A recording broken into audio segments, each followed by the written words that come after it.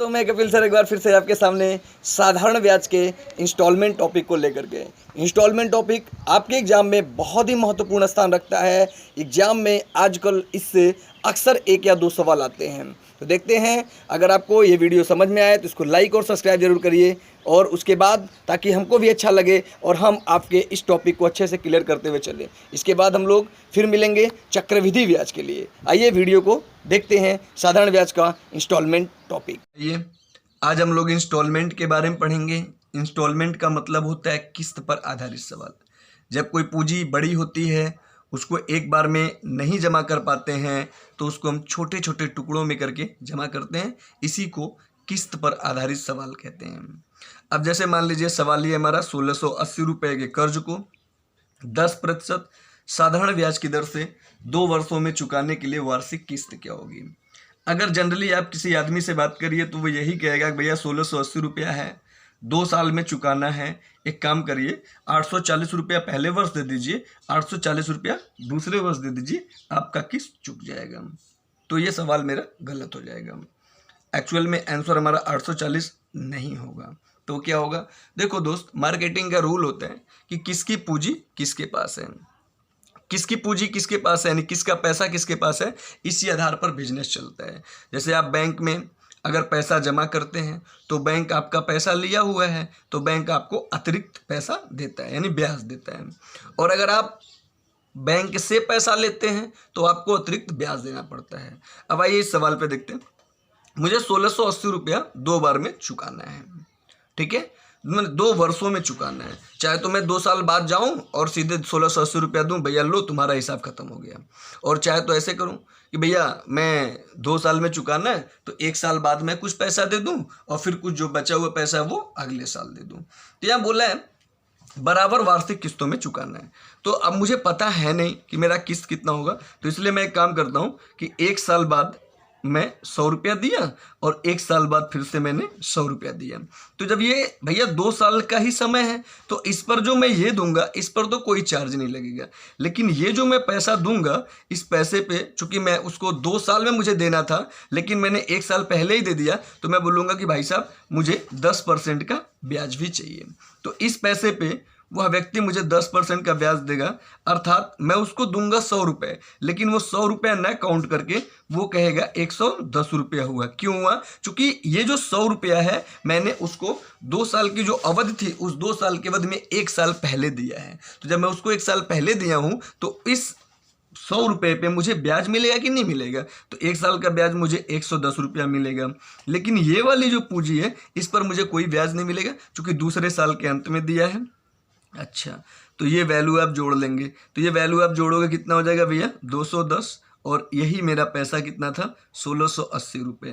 तो एक का वैल्यू आप देखोगे 8 और 100 का वैल्यू हो गया 800, यानी मुझे प्रति वर्ष अगर मैं 800 और 800 रुपया दे दूं तो मेरा 1680 रुपया हो जाएगा।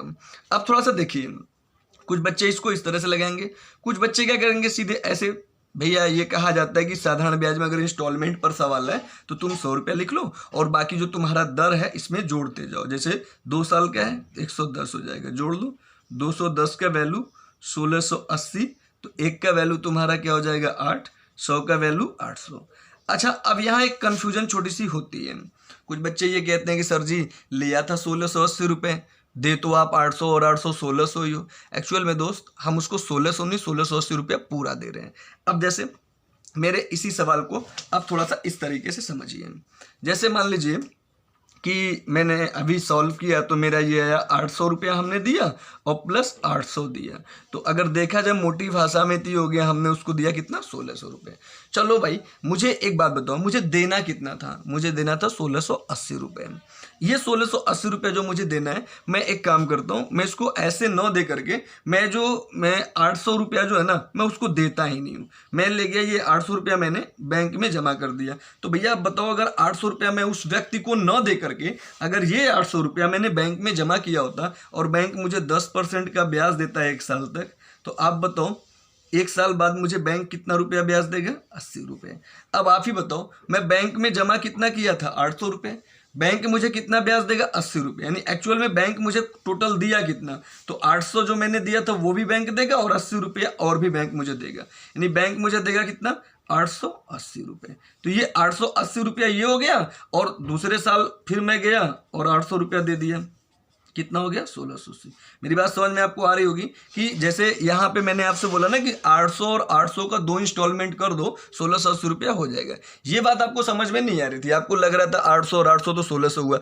एक्चुअल में क्या है ना कि ये जो 800 दिया जा रहा है ये समय की अवधि के पहले दे रहे हैं, अर्थात 1 साल पहले दे रहे हैं। तो इस 800 रुपये पे हमको 1 साल तक ब्याज चाहिए। तो ये 800 रुपये पे 1 साल का ब्याज 80 रुपया हुआ। तो वो ब्याज मैं अपने पास ले नहीं रहा हूँ, मैंने कहा भैया तू वो भी रख लो। तो 800 रुपया मैंने कैश दिया और उसका 80 रुपया ब्याज हुआ, तो वो भी तो उसी का हुआ ना, तो 880 तो ये हो गया। और अगले साल फिर मैंने 800 दे दिया, तो 1680 रुपया हो जाएगा। यानी अगर यहाँ पे वार्षिक ब्याज दर पूछा जाए तो 800 रुपया ही आएगा। ठीक है, समझ में आ रहा होगा आपको। अगले सवाल पे आते हैं। अगला सवाल है 9540 रुपये के कर्ज को 6% वार्षिक साधारण ब्याज की दर से 3 वर्षों में चुकाने के लिए वार्षिक किस्त क्या होगी। भैया बहुत ही आसान सवाल है, कुछ नहीं करना है। तो साधारण ब्याज अभी अभी आपने पढ़ा है, पूरी चीज़ें मैंने आपको समझा दी है कि पहला देखो, पहली बार जो आप पैसा दोगे ना तो 3 वर्षों में चुकाना है, तो भैया 100 रुपया हो गया। अच्छा, उसके बाद क्या होगा, 106 हो जाएगा, और उसके बाद क्या होगा, 112 हो जाएगा।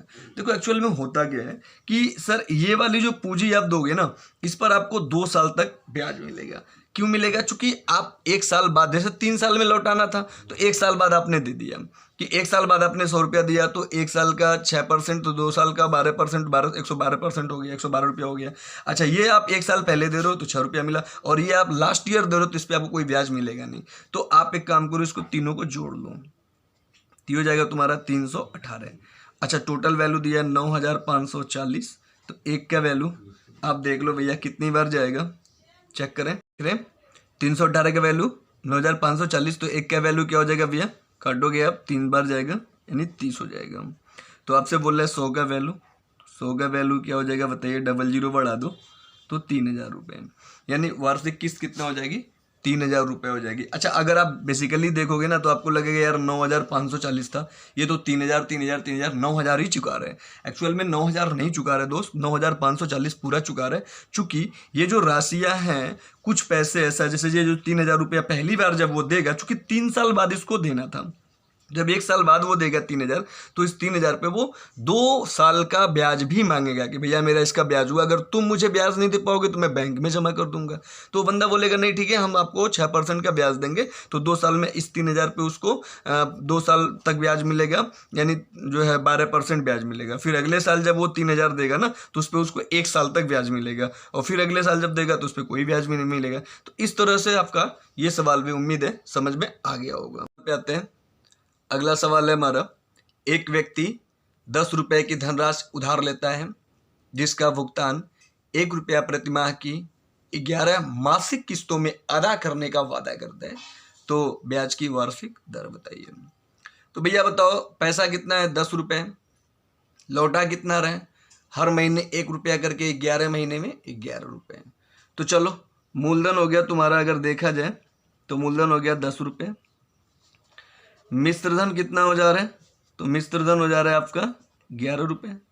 तो ब्याज कितना हुआ आपका, 1 रुपया। कोई डाउट है? अब आप एक फॉर्मूला पढ़े हो कि SI बराबर PRT/100। यहाँ तक तो कोई दिक्कत नहीं है, ठीक है दोस्त। चलो भाई, अब आप ही बताओ ब्याज कितना हुआ है, 1 रुपये। तो SI के जगह पे मैं यहाँ पे लिख सकता हूँ 1 बराबर प्रिंसिपल क्या है। तो देखो, पहली बार जब वह व्यक्ति ब्याज देगा, तो चूंकि 10 रुपया वो उधार लिया है, तो पहली बार जब वो ब्याज देगा तो वो 10 रुपये पे देगा। कोई डाउट? रेट ही तो निकालना है, समय 1 महीना, चूंकि 1-1 महीने पे ही वो पैसा वापस कर दे रहे हैं। तो 1 महीना का अगर समय है तो इसको आप 12 से भाग भी दोगे, चूंकि ब्याज की गणना तो वार्षिक करना है हमें, बटे यहाँ 100 हो जाएगा, ठीक है। प्लस जब 1 महीना बीत गया दोस्त, तो वह व्यक्ति 1 रुपया जब दे दिया है, और जब 1 रुपया दे दिया तो अब कितना रुपया बचा, अब 9 रुपया बचा, R गुणे 1, और फिर वही बात 1/12 गुणे 100, तो फिर मैं इसको डायरेक्टली 1200 लिख दूँ, कोई दिक्कत। फिर 1 महीना बीतेगा, फिर 1 महीना बीतेगा तो कितना रह जाएगा, 8 रुपया रह जाएगा, फिर 7 रुपया रह जाएगा, और फिर इस तरह से 6 रुपया 5 रुपया ये चलता जाएगा। तो मैं एक काम करता हूँ, लास्ट में 1 रुपया रह गया बटे 1200। उम्मीद है आपको समझ में आ रहा होगा। यहाँ तक तो भाई चीज़ें समझ में आ रही हैं, कोई दिक्कत तो नहीं होनी चाहिए, ठीक है। चलो अभी तुम्हारा यहाँ से 1 बराबर, यहाँ से क्या कॉमन हो सकता है, कुछ कॉमन होगा बताओ। बिल्कुल r बटे 1200 कॉमन हो गया। अगर मैं r बटे 1200 कॉमन ले लूँ तो बताओ यहाँ कितना बचेगा तुम्हारा, बिल्कुल सही है 10, यहाँ बताओ 9। अब देखो चूंकि मैंने यहाँ से डॉट डॉट डॉट लिखा है, इसका मतलब कुछ चीज़ों को मैं बार बार नहीं लिखना चाह रहा था, तो ये अब देखो अभी भी मैं इसको सारी चीज़ों को लिख रहा हूँ, लेकिन 1-2 बार जब आप प्रैक्टिस कर लोगे ना तो नहीं लिखोगे। 4 3 ये हो जाएगा दोस्त आपका 2 1। उम्मीद है समझ में आ रहा होगा आपको। ब्याज कितना है, 1 रुपये। तो ये हो जाएगा 1 बराबर r बटे 1200। अच्छा यहाँ बताओ क्या होगा, तो ये देखो 1 से लेके 10 तक की संख्याओं का योग है, ठीक है। 1 से लेके 10 तक की संख्याओं का योग है। तो आपने पढ़ा है कि प्रथम n प्राकृतिक संख्याओं का जो योग होता है वो होता है n+1/2। यानी मेरा कितना है, प्रथम 10 प्राकृतिक संख्याओं का योग। कैसे भाई, 1 2 3 4 ऐसे दिया हुआ है, तो ये हो जाएगा तुम्हारा 10 गुणे 11/2 बराबर कितना आ जाएगा, 55। समझ में आ रहा है ना। तो यहाँ पे आप रख दोगे 55। क्लियर है दोस्त। चलो अभी आगे बढ़ो। ये 1200 का 1 में गुणा होगा 1200 बट्टे हो जाएगा तुम्हारा 55 बराबर r। 5 से काटो, 5 से काटोगे तो ये हो जाएगा, 5 से काटोगे 24 × 5 = 120, ये हो जाएगा तुम्हारा 24 बार जाएगा 240, और ये 11 बराबर r।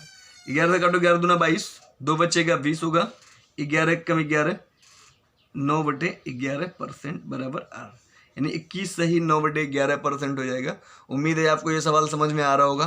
देखिए बड़ा ही बेहतरीन और शानदार सवाल है। हाँ बस आप अगर 1-2 बार थोड़ा सा अच्छे से अभ्यास कर लें तो ये सवाल बिल्कुल भी टफ नहीं होगा। ये तो बहुत ही आसान सवाल है कि इसमें बहुत सारी चीज़ों को आप डायरेक्ट कर सकते हैं। जैसे ये फार्मूला आपने लिखा है SI = PRT/100, तो आप डायरेक्टली यहाँ पे आ सकते हैं अगर आप थोड़ा सा 1-2 बार अभ्यास कर लें तो, और डायरेक्टली आपका ये मैक्सिमम कुल 25 से 30 सेकंड में ये सवाल लग जाएगा। ऐसे मैंने ज़्यादा ही बता दिया, 10 से 12 सेकंड में ही लग जाएगा। बस यही है कि 2 3 4 5 बार आपको अभ्यास करना पड़ेगा, ठीक है। आइए अगला सवाल देखते हैं। आइए देखते हैं अगला सवाल है, एक कूलर जिसका अंकित मूल्य 5000 रुपये है, वह 1000 रुपये के नकद भुगतान तथा 500 रुपये प्रतिमाह की 9 बराबर मासिक किस्तों में उपलब्ध है, तो ब्याज की वार्षिक दर बताइए।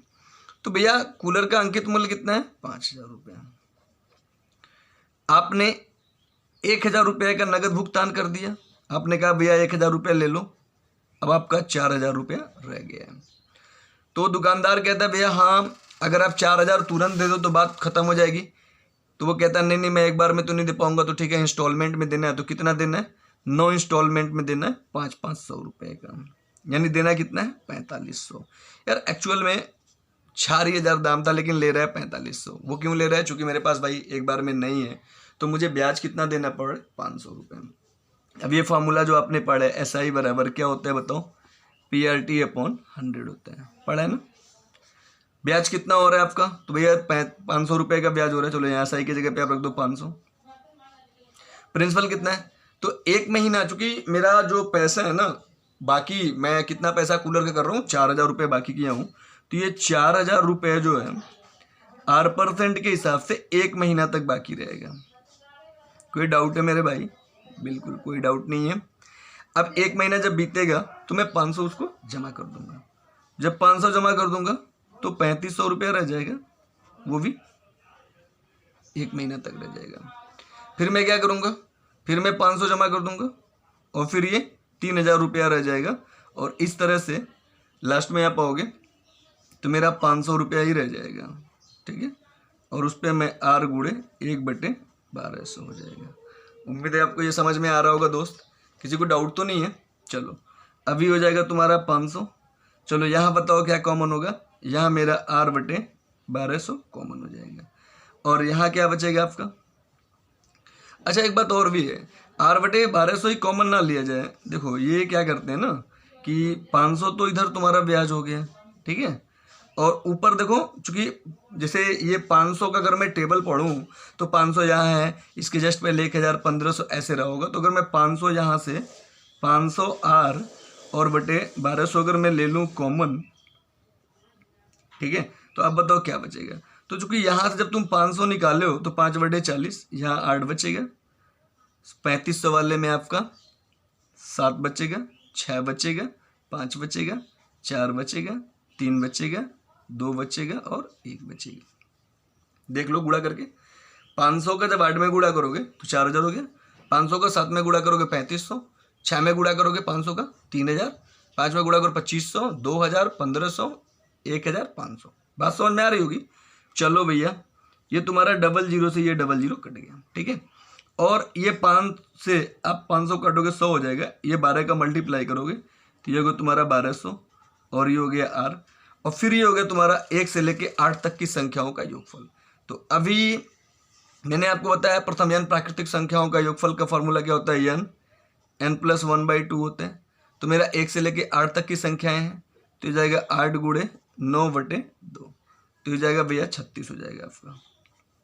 तो r बराबर आप करोगे तो काटोगे 1200/36 बराबर आ गया। 12 से काटोगे 3 आएगा, यानी हो जाएगा तुम्हारा 33 सही 1/3% बराबर। उम्मीद है आपको समझ में आ रहा होगा। देखो कुछ है नहीं दोस्त, बस एक बार सिर्फ ईमानदारी से थोड़ा सा ध्यान देने की आवश्यकता है। उम्मीद है समझ में आ रहा होगा।